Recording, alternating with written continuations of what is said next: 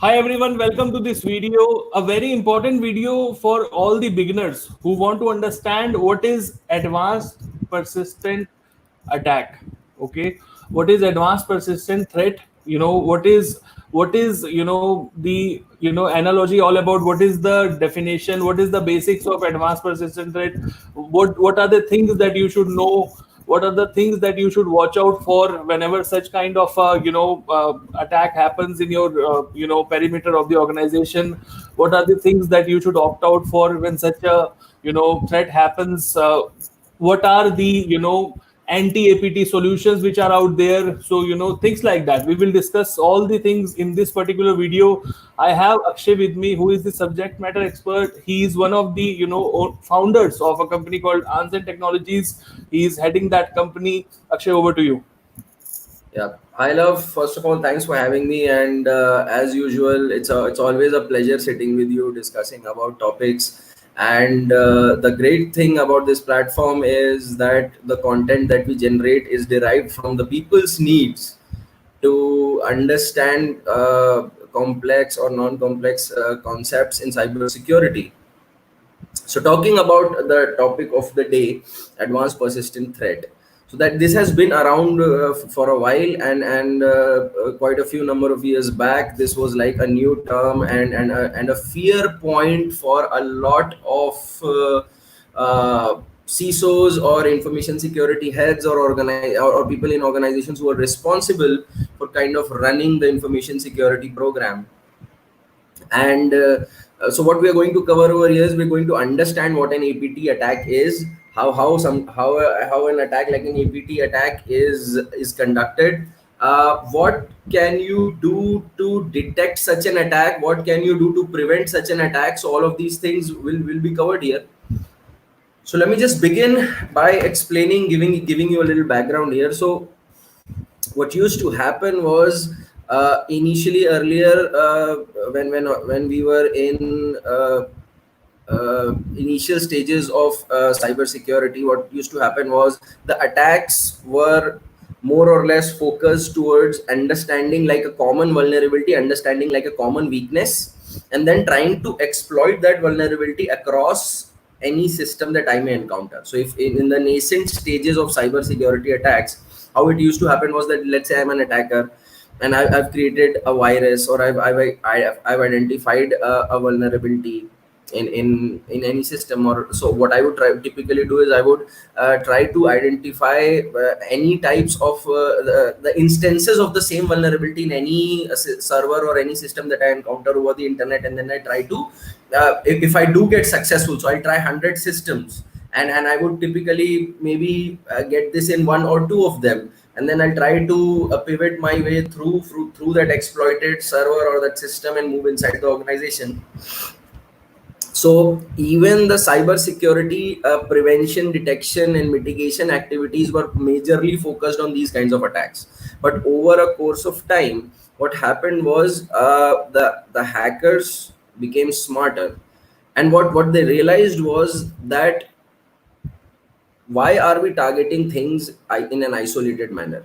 So like, if I have a group of cyber criminals, if I have a group of hacktivists, if I have a group, so uh, if there are a group of people who are targeting a specific industry, who are targeting a specific organization in order for a specific motive, then that constructs an advanced persistent threat attack.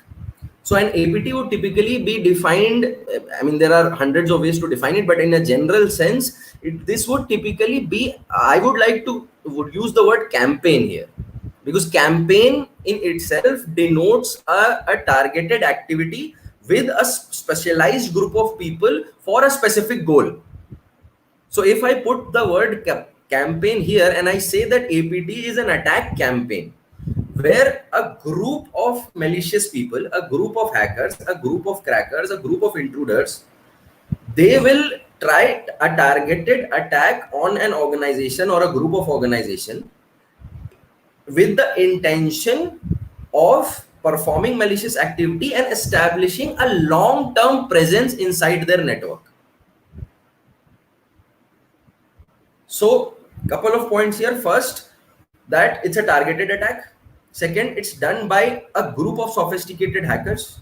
It's not a very basic type of an attack wherein you just do one thing, you get some data, and then you go out. This is a targeted attack by a group of hackers, crackers, or intruders.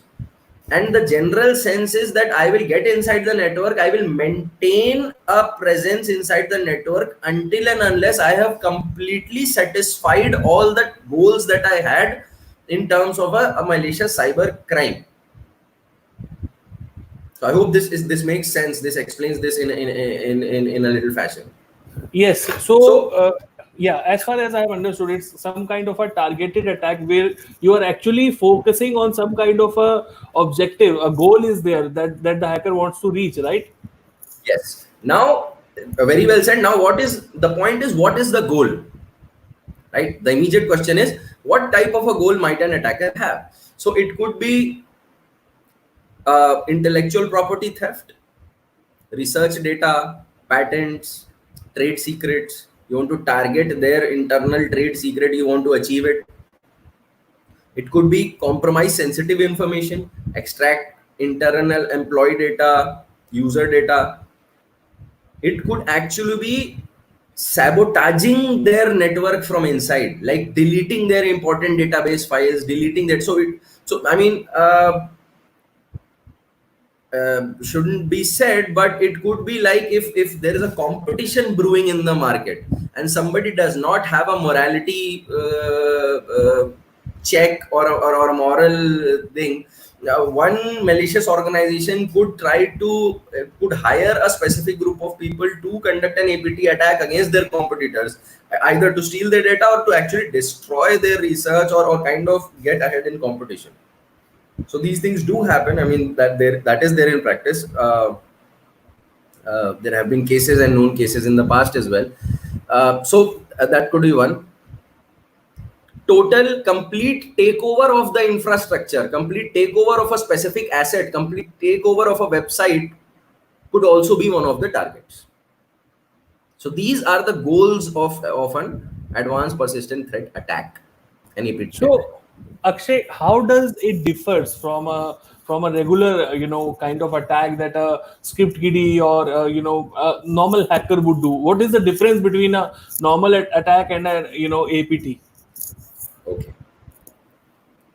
So very valid point. So the very first difference is that the APT attack would typically requires more resources and better skills than a regular attack.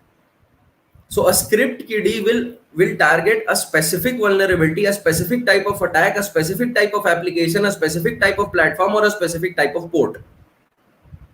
But an advanced persistent threat attack requires a more complex attack infrastructure, requires more people in terms of different types of skills, and it's more complex than a regular or a basic network or a organizational cyber security attack.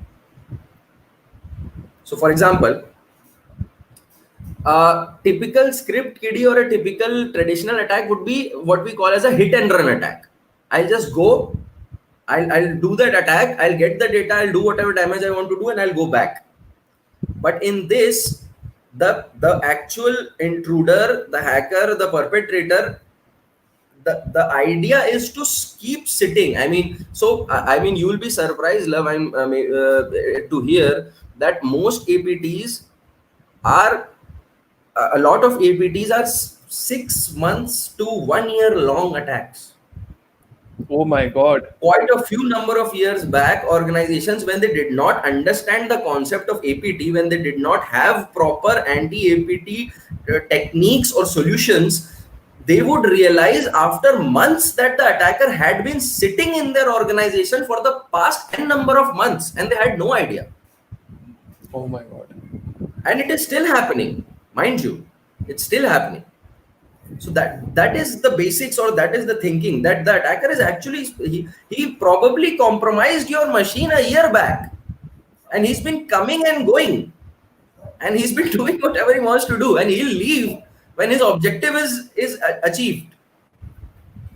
That is how it's different. So now you understand the magnitude, the complexity, the Yeah. planning involved in an APT attack is entirely different from a typical attack. So I, as a script kiddie, I'll be like, oh, I'm successful. I just do a SQL injection. I'll grab the database and I'll go.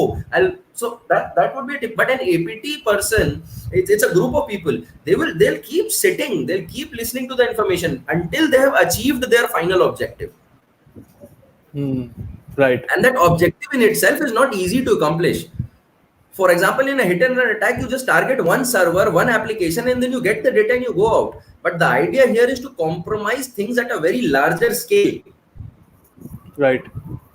So I would require a network-based hacker. I would require a web application security hacker. I would require a malware writer. I would require a couple of, so that could be one person. I'm not saying it could not be one person. That's why I said it's either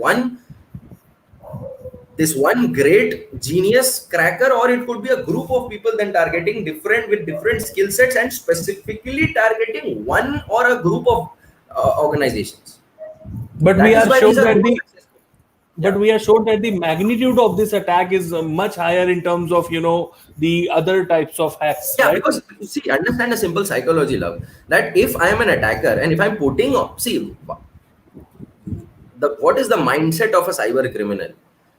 If he wanted to do something in a straight way or a moral way, he would be doing things like that, right? So the whole point of it is that I want to use my skill to do damage or make money or by harming other people.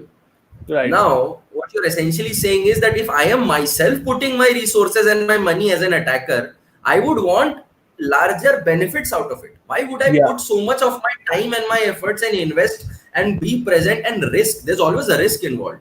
Right. And I stay in the network, so there must be some trophy that I have in my mind that I'm gradually moving towards.